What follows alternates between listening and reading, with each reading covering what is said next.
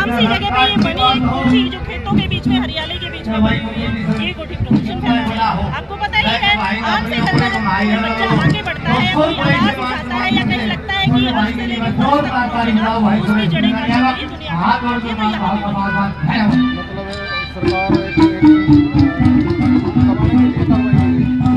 आपने देखा होगा किसान आंदोलन से ज्यादा लेके अब तक जो भी इंसान आगे बढ़ा है सरकार के खिलाफ गलत नीतियों के खिलाफ उसकी जमीन उसकी घर सब कुछ डराने धमकाने और चुप बैठाने की, तो ये भी सरकार को ये बताना चाहेंगे कि हम उस कौम में पैदा हुए हैं जिसने ना डरना सीखा है, हमने पैदा हमारे खून में नहीं। सरकार आनी जानी है भारत सरकार का मकान करी भाई करी होंगली रखेगी, उससे अपने किसान के ऊपर क्या प्रभाव पड़ सकता है? होंगली का इशारा करके खाए देखना होंगली करी आपको बता भी चुके हैं। तो भाई आप ये देखिए कि ये भाई नसीब जो फसल जो मान लीजिए तिलहन है, दलहन है, जो डेयरी प्रोडक्ट है, बहुत सारी चीजें जो हमारे देश में हो रही है वो तो आप खरीद नहीं रहे हो और आप बाहर से उतना आयात कर रहे हो। जब आप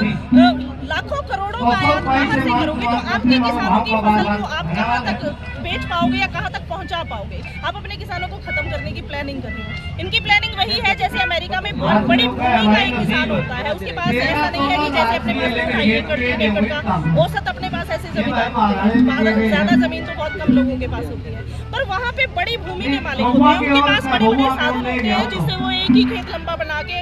और जो उनके व्हीकल्स होते हैं उन पे भी सब्सिडी होती है, खेतों के लिए भी सरकार सब्सिडी देती है। भाई यहाँ क्या देते हैं 2000-6000 के पीछे किसान को बर्बाद करके रखते हैं।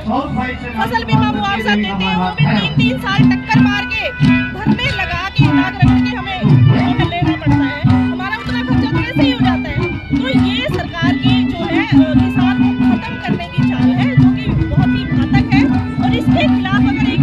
अभी आवाज नहीं उठाई गई, अगर हम घरों में बैठे रहे, अगर जो कंज्यूमर है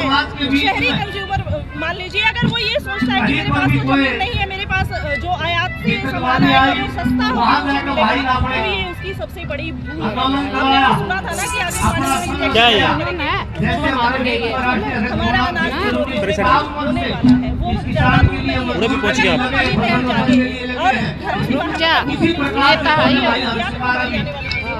दूर हो लो, दूर हो जाइए न चिड़िया ना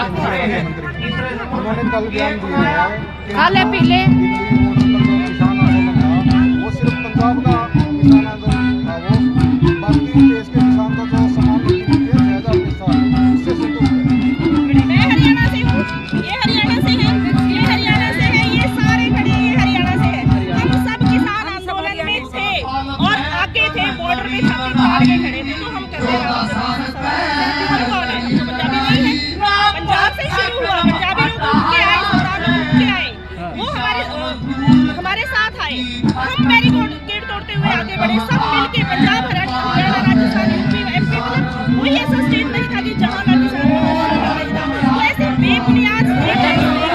लेवल गिरा रहे हैं। पता होना चाहिए कि हरियाणा से दूध वही की नदियाँ बही हैं, हरियाणा में लगभग कहीं भी पंजाब के किसानों से आए थे 13 महीने तक हरियाणा ने डिग्री बोर्ड में जो है दूध और घी और पहुँचाया, कैसे कह सकते हैं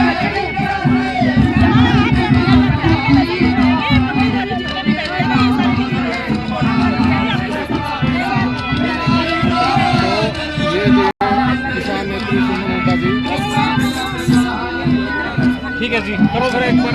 तो आपने देखा कि ये किसान के नेता थी जो कि सारी बातें गवर्नमेंट के से कहना चाह रही हैं हम लोगों के जरिए से। तो सच में जो चीज़ हो रहा है वो अन्याय ही है, अन्याय के खिलाफ हर आम आदमी को थोड़ा सा आवाज़ उठानी चाहिए। तो मैं हूँ